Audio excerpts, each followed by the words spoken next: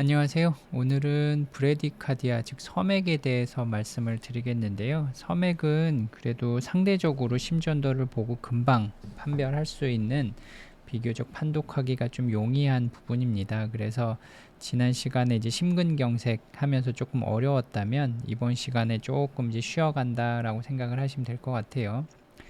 이제 섬액에 대해서 잠시 말씀을 드리기 이전에 전체적인 좀 개괄적인 모양을 좀 말씀을 드리려고 그러거든요. 이제 브레디어리드미아라고 하는 건 이제 섬액이라고 보통 한글로 얘기를 하고, 맨 처음에 얘기할 때 박동수가 보통은 1분에 60에서 100회 정도, 요게 이제 분당, 이게 정상적인 범위라고 얘기를 드렸고요. 그렇다면 이제 60회보다 느린, 1분에 60회보다 느린 경우를 우리가 보통 이제 섬액이라고 얘기합니다. 그래서 보통 1분에 60회 미만, 보통 이제 우리가 쉰다거나 잠을 잔다거나 해도 60회 미만으로 나올 수 있는데, 그렇다 그래서 내가 좀 섬액이다, 병이 있다, 뭐 이렇게 생각하실 필요는 없고, 섬액이라고 하는 거는 뒤에도 말씀을 드리겠지만 환자분의 증상, 내가 맥이 느려서 증상을 일으킨다, 뭐 어지럽거나 기운이 없거나 뭐 이런 증상이 동반되는 경우에 한해서 이제 병이라고 보통 얘기를 합니다. 그래서 우리가 그런 것들을 뭐라고 하나요? 증상을 동반해서 병을 정의할 때 보통 이제 신드롬이라는 얘기를 많이 써요. 신드롬. 그래서 이것도 우리가 식사이너스 신드롬이라고 하는데, 보통 SA 노드에서 심장의 신호를 만들게 되는데, 이 SA 노드의 기능이 좀 느려진, 아프다, 즉 사이너스 노드가 좀 아프다, 그리고 신드롬, 증상을 동반한 식사이너스. 그래서 식사이너스 신드롬 같은 경우에는 맥이 느리면서 환자분의 이제 섬액 증상을 동반하는 경우에 우리가 식사이너스 신드롬이다라고 얘기를 하고, 보통 디지즈와는 조금 다른 개념으로 얘기를 합니다. 그리고 이제 식사이너스 그 섬액의 경우에 이제 두 가지의 카테고리가 있는데, 하나는 이제 사이너스 노드 자체가, SA 노드 자체가 그 신호를 잘 만들지 못하는 경우, 이걸 우리가 이제 사이너스 노드 디스펑션이 있다라고 얘기를 하고요. 또 하나는 신호는 잘 만들지만 AV 노드에서 벤트리클 쪽으로 신호를 잘 전달하지 못하는 컨덕션 디스터번스, 즉 블럭인 경우에도 이제 섬액으로 나타날 수 있어요. 심장이라고 하는 것은 심실이 가장 주된 역할을 하는데, 심실까지 신호가 전달이 제대로 안 되는 거죠. 그래서 이 두 가지의 카테고리가 있다라고 이해를 하시면 될 것 같아요. 처음에 이제 사이너스 브레디카디아, 말 그대로 사이너스 노드 자체가 워낙에 좀 맥이 느린 거예요. 그래서 60에서 100회보다 더 느린 경우, 그래서 심박수가 1분에 60회 이하. 근데 그 외에는 다 정상이에요. 리듬도 레귤러하고 P웨이브, QRS 앞에 1대1로 다 있고요. 모양도 괜찮고 PR 인터벌도 정상 범위, QRS 듀레이션도 정상 범위, 뭐 큰 문제는 없다라고 보시면 될 거예요. 그 다음에 사이너스 어레스트인데, 이제 포즈라고도 보통 얘기를 하죠. 그래서 보통은 어떤가, 여기 P웨이브가 이렇게 딱딱 나오면서 QRS를 1대1로 만드는데 갑자기 P웨이브가 안 나오는 거예요. 여기 나와야 되는 위치에 나오질 않는 거죠. 나오지 않으면서 이제 심장이 안 뛰게 되는 경우, 이것을 사이너스 어레스트 또는 포즈라고 얘기한다 라고 하고요. 그 다음에 여기 같은 경우 그러면 어떻게 해서 QRS가 나왔냐, 우리가 보통 얘기할 때 SA 노드가 기능을 못하면 어디요? AV 노드에서도 일을 하고, AV 노드가 일을 못하면 벤트리클에서도 이제 순차적으로 일을 할 수 있다라 그랬죠. 왜냐하면 심장이라는 거는 생존 본능이 있기 때문에 그래요. 그래서 여기 같은 경우 이제 P웨이브가 안 나오니까 심장이 이제 살기 위해서 어디서 박동을 만드나요? 그죠? 그 다음 단계인 AV 노드 정션 쪽에서 이제 맥박을 만들겠죠. 그래서 이게 정셔널 에스케이프 빛이 나왔다라고 얘기할 수 있어요. 우리가 앞에서 강의할 때 한번 배운 적이 있을 거예요. 그리고 나서도 이제 심장 박동수가 안 나오니까 이런 경우에 환자분이 뭐 싱코피를 한다든지 어지럽다든지 이런 증상을 호소할 수 있을 거예요. 그리고 나서 다시 박동수가 나오기 시작했네요. 그런 경우에 이제 리듬 자체가 안 나오다 하니까 불규칙할 것이고, 그런데 컨덕션 트랙을 따라서 전달이 되기 때문에 QRS의 모양, 그 다음에 뭐 P웨이브의 모양, 이런 거는 나올 때는 다 일정하게 나와요. 그리고 컨덕션이 될 때도 정상, QRS의 듀레이션도 정상, 뭐 이렇게 나올 수 있다. 근데 이제 뒷부분이랑 조금 구분이 되는 건, P웨이브가 나오다가 안 나오는 거예요. 어떤 원인에 의해서든. 그래서 이 PP 인터벌이라 그러죠. P가 원래 나오고 있던 인터벌. 우리가 보통 이제 캘리퍼를 가지고 계산을 많이 해요. 캘리퍼를 가지고 요 간격을 고정을 해놓고 쭉 따라가면 어떻게 되나요? 이런 식으로 따라가면 그 다음에 나오게 되는 P와 일치하지를 않아요. 그래서 뒷부분을 보면 이게 무슨 얘기인지 이해가 될 거예요. 사이노 에이트리얼 블럭이라고 하는 건데 이건 뭐냐면 SA 노드 자체가 심장에서 신호는 잘 만들어요. 근데 SA 노드에서 에이트리움 쪽으로 신호가 나와야 되는데 나오질 못하는 거예요.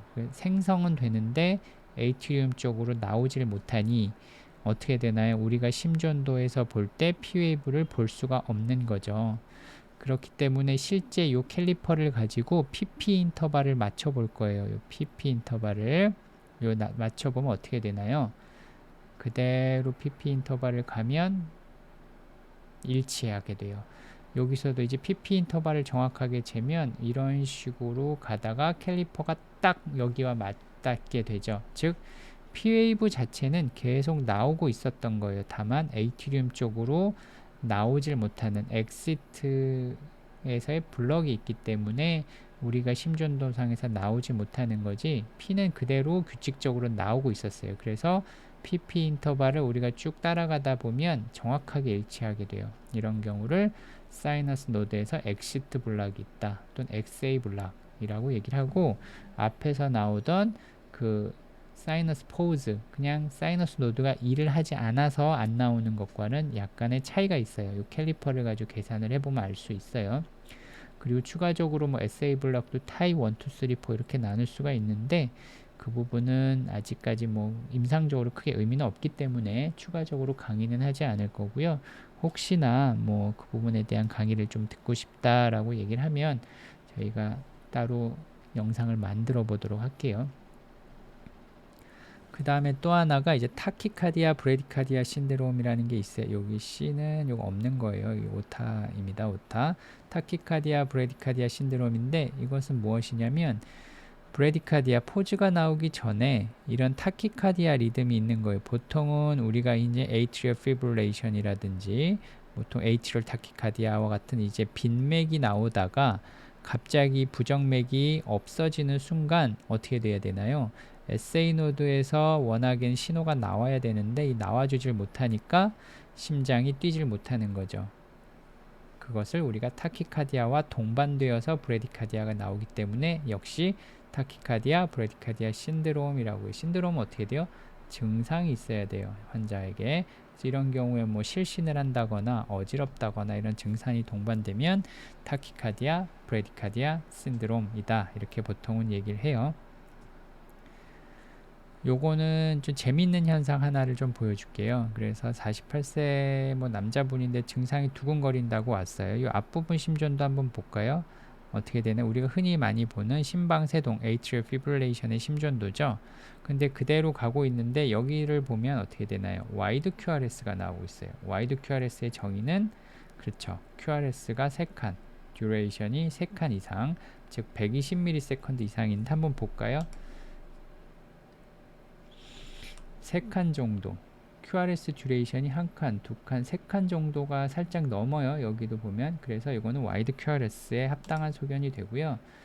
근데 정확하게 APB 가다가 여기가 어떻게 되죠?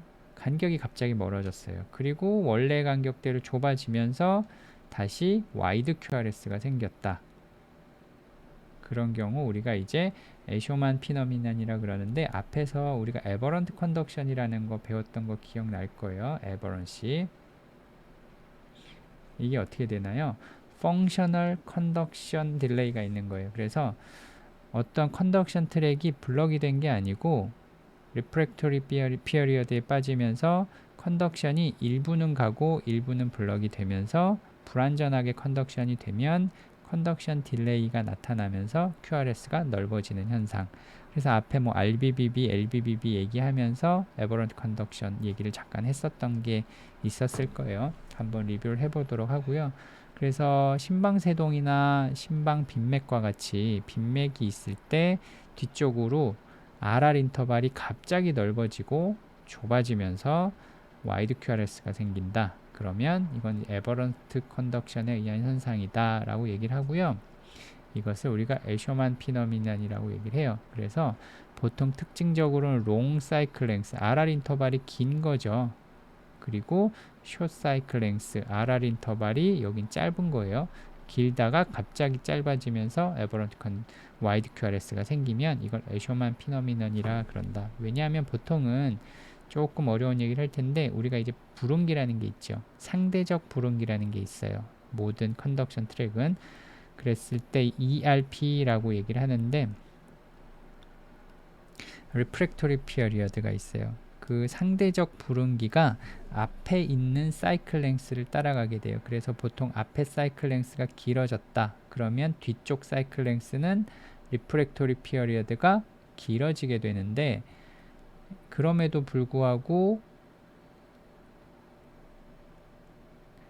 액티베이션 포텐셜이 좀 짧게 나왔어요.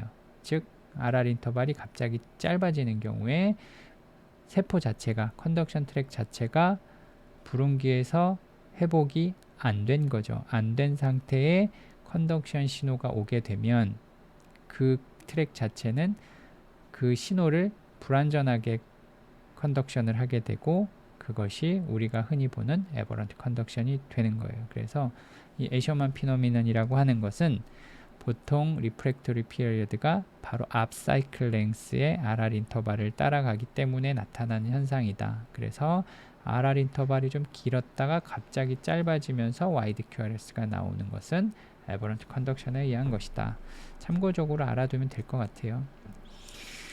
그 다음에 이제 블럭에 대해서 보여드리도록 하겠어요. 지금까지는 보통은 이제 사이너스 노드 디스펑션, 즉 SA 노드에서 시그널을 잘 못 만들거나 만들더라도 엑시트 블럭이 있어서 신호가 심장이 느리게 뛰는 것을 말했고, 지금부터는 이제 신호는 잘 만드는데 AV 노드 또는 H줌 내에서의 블럭이 있어서 심장맥이 느린 것, 그것을 이제 블럭이라고 그랬죠. 이 블럭에 대해서 보여드릴 건데, 블럭은 보통 1차, 2차, 3차 이렇게 단계적으로 있어요. 그래서 가장 처음에 있는 게 First Degree AV 블럭이라고 그러고, First Degree AV 블럭은 엄밀히 말하면 블럭은 아니에요. 컨덕션 딜레이라고 얘기해요. 지연장애다 라고 해요.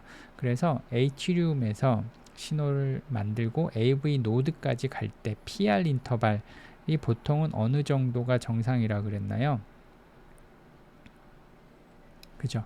보통 120에서 200ms가 정상이라고 그랬어요. PR 인터벌. 그랬는데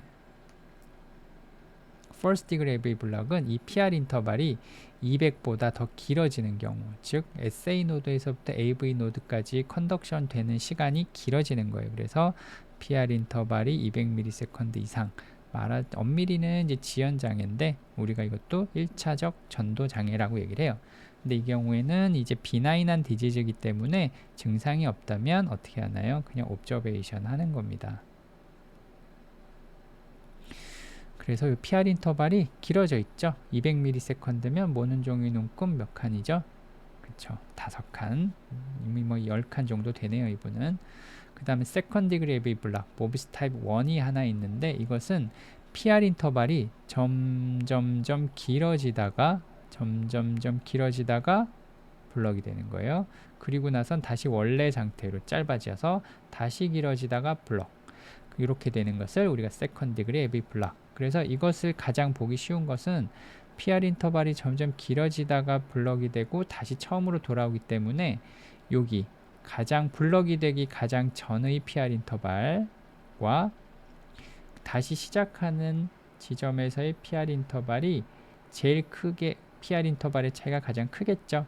그래서 여기를 보면 우리가 이제 알 수가 있어요. 그리고 이런 현상을 이제 모비스 타입 1이다 라고 얘기하고, 이것도 마찬가지로 비나인한 현상이에요. 특별히 치료하지 않아요, 증상이 없다면.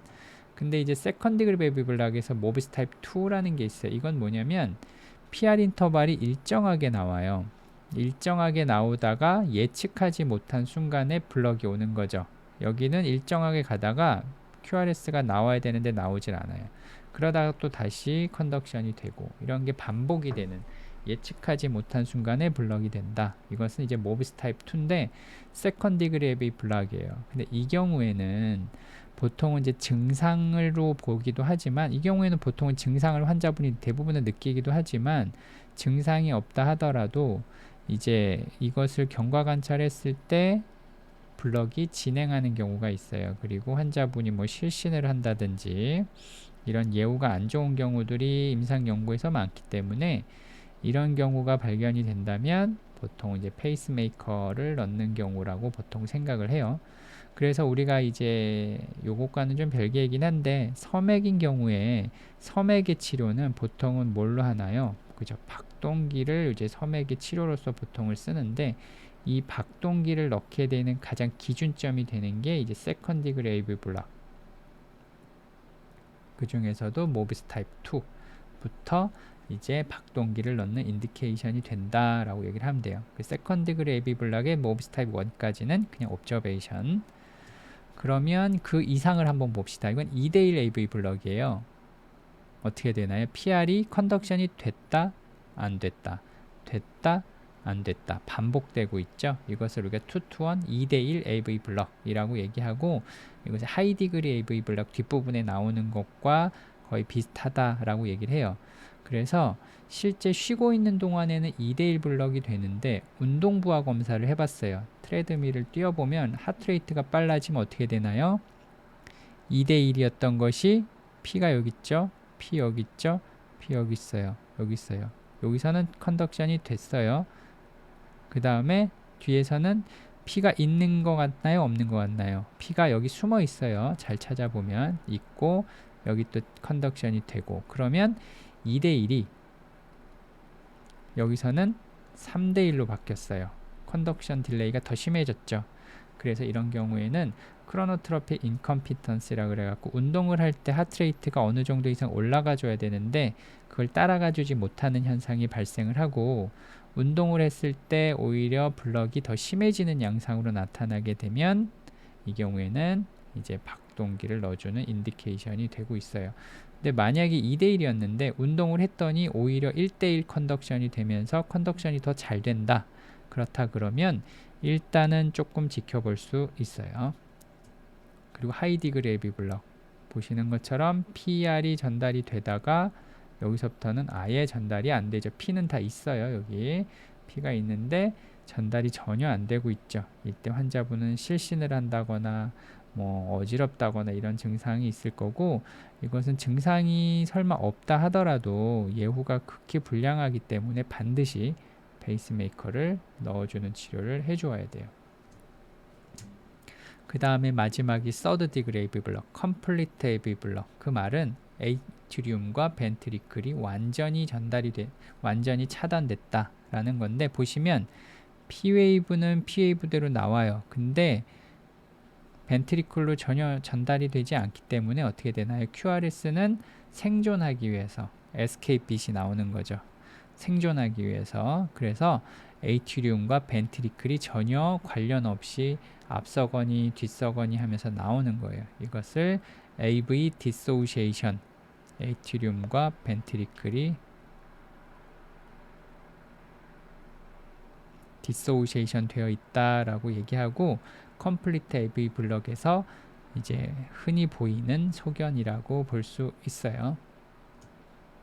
자, 오늘 이제 섬액에 대해서 말씀을 드렸고요. 섬액은 비교적 쉬워요. 보면은 우리가 흔히 판별할 수 있고, 그 일정한 기준에서 벗어나거나 뭐 포함되거나에 따라서 이제 섬액은 금방 판별할 수 있기 때문에, 실제 임상에서도 이제 이분이 페이스메이커를 넣어야 되는지 아닌지 여부를 판단하는 데서도 쉽게 활용을 하실 수 있을 거예요.